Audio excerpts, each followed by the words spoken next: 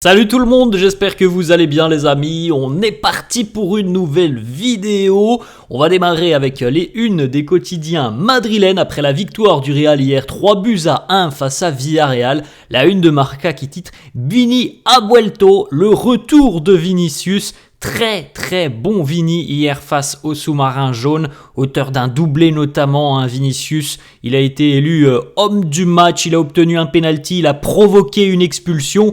Bref, Vinicius a sorti une très belle prestation hier pour aider les merengues à battre cette équipe de Villarreal. Et c'est évidemment, les amis, une très bonne nouvelle. On sait qu'il a eu pas mal de difficultés quand même depuis quelques temps, qu'il a des problèmes aussi de régularité. On est peut-être, on l'espère, on le souhaite, en train de retrouver un Vini qui trouve une certaine forme de régularité. Donc affaire à suivre sur l'après-trêve internationale. On regardera le calendrier là les amis dans quelques secondes. Il est démentiel le calendrier après-trêve internationale. La une de As qui titre Va por ustedes, c'est pour toi. Vinicius, voilà, qui hier a vraiment réalisé une partie excellente. Voilà, on a enfin retrouvé peut-être le très grand Vinicius qui a fait énormément de différence, qui a beaucoup provoqué, qui a réussi bon nombre de ses gestes techniques, qui a gagné beaucoup de ses 1 contre 1 face aux défenseurs adverses. Donc ça fait évidemment hyper plaisir de le retrouver comme ça. On jette un petit coup d'œil, les amis, donc le résultat de cette victoire, de cette rencontre et de cette victoire, 3-1 pour le Real hier face à Villarreal, 0-0 à la mi-temps, alors que le Real a dominé la première mi-temps, mais une domination plutôt stérile en termes d'occasions franches. On a eu quand même beaucoup plus de situations chaudes sur la seconde mi-temps. On peut remercier aussi quand même Thibaut Courtois qui a réalisé à 0-0 un ou deux arrêts quand même très importants qui ont véritablement permis au Real de rester dans cette rencontre, parce qu'à 1-0 pour le sous-marin jaune, ça aurait été peut-être beaucoup plus compliqué. Bref, le Real s'impose 3-1 avec une ouverture de score signée Vinicius, 47e minute dès le retour des vestiaires. Le deuxième but sur penalty qu'il a lui-même obtenu, 69e Vinicius. Ensuite, on a la réduction de la marque de George Mikotadze. On a l'expulsion de Mourinho du côté de Villarreal, expulsion provoquée par Vinicius. Et à la 81e, alors que ça n'a pas été son meilleur match, ça c'est une évidence, Kylian Mbappé va quand même marquer avec un joli petit 1-2 avec Brahim Diaz. Voilà, une belle victoire, 3-1, où le Real a véritablement mis les ingrédients, je pense, surtout en seconde mi-temps, avec beaucoup plus de vitesse dans le jeu, beaucoup plus aussi de créativité et de prise de risque sur la seconde mi-temps. On peut jeter un petit coup d'œil, les amis, comme je viens de l'évoquer, le calendrier après-trêve, puisque là on démarre une trêve de 15 jours, comme d'habitude. L'après-trêve, les amis, va être bien intéressant, parce qu'on a vraiment de gros duels. Alors déjà, après le retour de trêve, déplacement pour un derby chez une équipe qui est tellement galère à jouer, vous le savez. Ça sera du côté du Coliseum Alfonso Pérez. Retafe recevra le Real le 19 octobre. On sait déjà, les amis, que ça va être un match galère, qu'il va y avoir du duel, que ça va être de la bagarre, un match de chien. Et ça, c'est déjà un match très compliqué pour le retour d'après-trêve. Le 22 octobre, retour de la Ligue des Champions, le Real affronte la Juventus au Bernabéu, objectif le 3/3 en LDC. Le 26, les amis, le 26, le Classico face au FC Barcelone. Voilà, déjà un gros mois d'octobre là, à terminer pour les merengues avec 3 matchs qui sont très compliqués. Le 2 novembre, le Real recevra le FC Valence.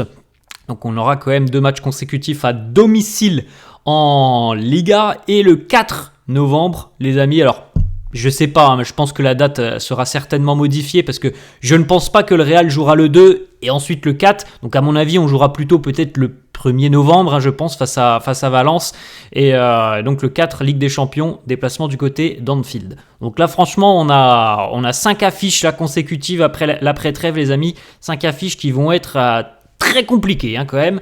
On aura certainement un bilan à tirer après ces 5 matchs, et notamment, les amis, le match que l'on attend tous impatiemment, le match du Barça. Mais il faut quand même le dire, oui, le match du Barça est le match que l'on attend le plus impatiemment, mais les affrontements face à Retafe et face à Valence aussi en Liga sont quand même aussi des matchs compliqués.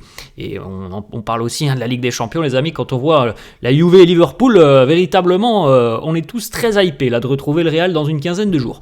Vinicius, homme du match hier, on l'a dit, les amis, 2 buts, il est penalty provoqué et obtenu, et il a poussé son adversaire à la faute pour le carton rouge. Vinicius hier, c'est donc 11 duels gagnés, 106 ballons touchés, 5 passes clés, une grosse occasion créée et 6 dribbles réussis. C'est du grand Vini, voilà, du Vinicius efficace que l'on a pu retrouver hier face au sous-marin jaune. À noter, les amis, que les stats, c'est ce paramètre qu'on ne met pas forcément toujours en avant quand on évoque Vinicius, mais Vinicius, par rapport aux ailiers des 5 grands championnats, il est numéro 1 en termes d'implication sur les buts plus passe D, numéro 1 en termes de progression vers l'avant, numéro 1 en termes d'accélération et numéro 1 en termes de ballons touchés dans la surface de réparation adverse.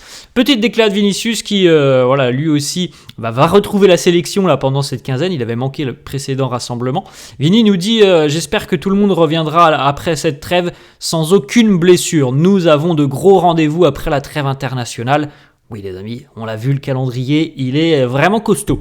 Petit échange très sympa, les amis. Alors, vous avez vu, Vini a pu marquer un doublé parce qu'il a aussi tiré le penalty qu'il a lui-même obtenu. On rappelle que le tireur attitré est Kylian Mbappé.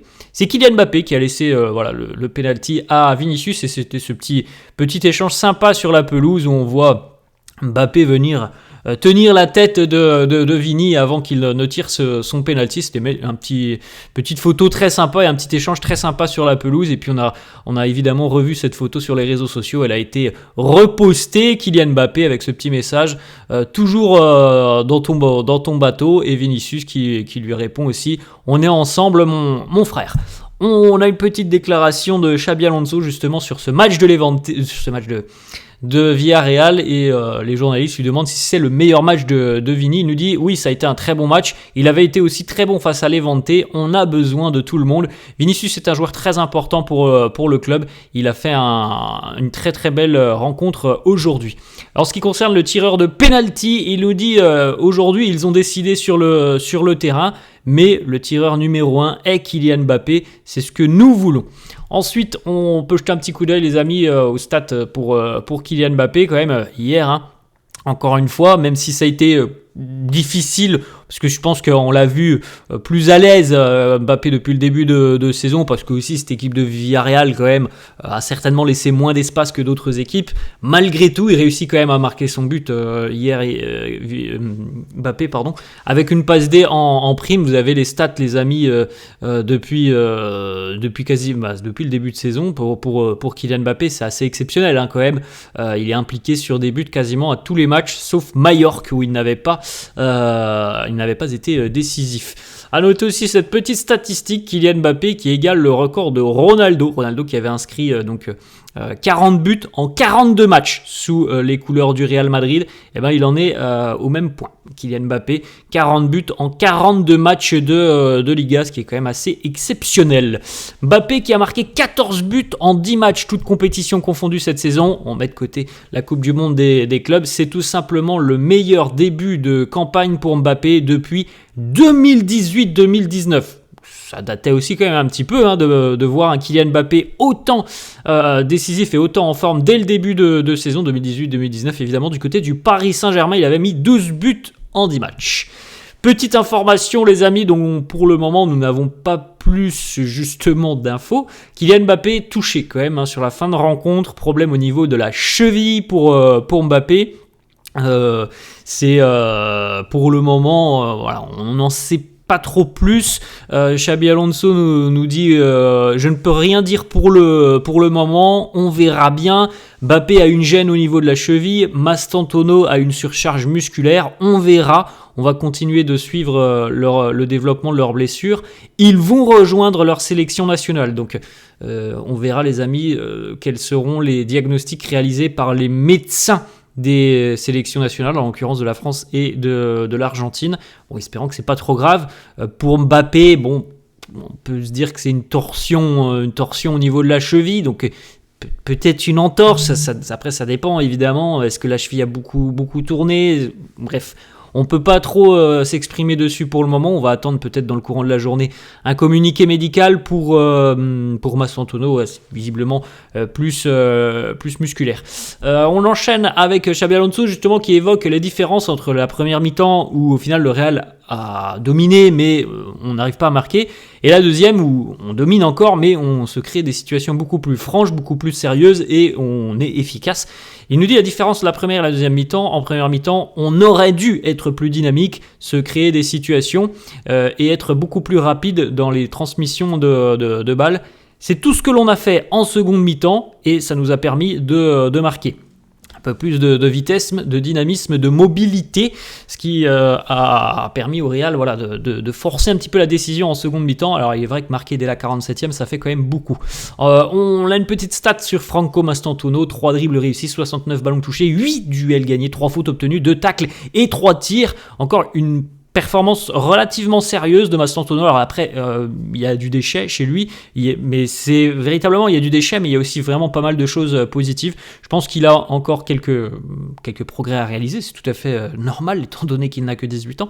Je pense qu'au niveau de la finition, c'est quelqu'un qui doit peut-être travailler là-dessus, et puis peut-être aussi sur ses premières touches de balle, avoir travailler un peu plus sur l'exécution de la rapidité du geste. Ça peut être quelque chose qui, je pense, peut lui être bénéfique.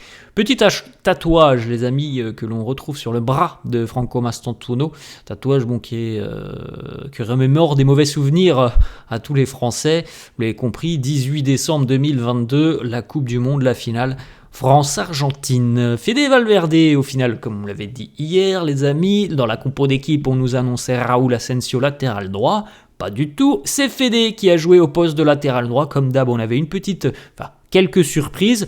Et Xabi Alonso nous dit Fede latéral droit. C'est un très bon match de sa part. Il a beaucoup aidé l'équipe. Fede hier, 64 passes réussies, 93% de passes réussies, 2 passes clés, une grosse occasion créée, 5 duels gagnés sur 6, 4 tacles et 2 interceptions. C'est véritablement un match qui, je pense, lui fera beaucoup de bien, même si, encore une fois, on le rappelle et on le répète, il n'a pas été utilisé dans son poste de prédilection. En tout cas, la performance est très solide et très sérieuse de la part de Fede, qui, selon moi, je pense, a toutes les qualités pour être un très bon latéral. Après, c'est un autre débat parce que c'est pas son poste, voilà, tout simplement. Mais je pense, moi, que Fede pourrait être un très très bon latéral. Il l'a montré d'ailleurs hier. Une petite déclat de Xabi Alonso qui nous dit, les amis, lorsque l'on reviendra de la trêve internationale, Jude sera prêt à démarrer et il sera bien mieux qu'à l'heure actuelle. On sait que ça a été difficile pour lui, mais il sera prêt et nous avons besoin de lui. Là, il va avoir 15 jours, Jude, puisqu'il n'est pas avec la sélection anglaise, pour reprendre aussi du rythme. Peut-être qu'on aura d'ailleurs un petit match amical pour le Real face à la réserve, je sais pas, dans 5-6 jours maintenant, et donc ça lui permettra de reprendre du rythme, de s'entraîner encore pendant une grosse dizaine de jours avant le prochain match, et Jude va retrouver tranquillement, je pense, son meilleur niveau. Petite information, Aurélien Tchouaméni a atteint la barre des 100 apparitions sous les couleurs du Real en Liga. Il est le 6e français à atteindre cette barre. Il est devancé par Kama, Mendy, Zidane, Varane et Karim Benzema. Camavinga d'ailleurs entré en jeu hier. Kama a joué 26 minutes, 30 ballons touchés, 22 sur 24 au niveau des passes réussies, 4 duels gagnés et 3 tacles obtenus.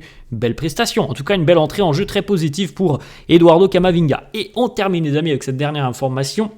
Marca, et on l'a annoncé d'ailleurs depuis quelques jours, Trent Alexander-Arnold va faire son retour de blessure normalement dans 15 jours, donc potentiellement Trent sera disponible peut-être pour affronter Retafe, on verra bien, peut-être pour le retour en Ligue des Champions. En tout cas, normalement, ça c'est acté, Trent sera disponible pour affronter le FC Barcelone dans 3 semaines maintenant pour le Classico. Voilà les amis, la fin de cette vidéo, j'espère que ça vous a plu. N'hésitez pas comme d'hab à lâcher un petit pouce bleu, n'hésitez pas non plus à vous abonner à la chaîne. Je vous souhaite une très bonne journée et je vous dis à la prochaine. Ciao à tous.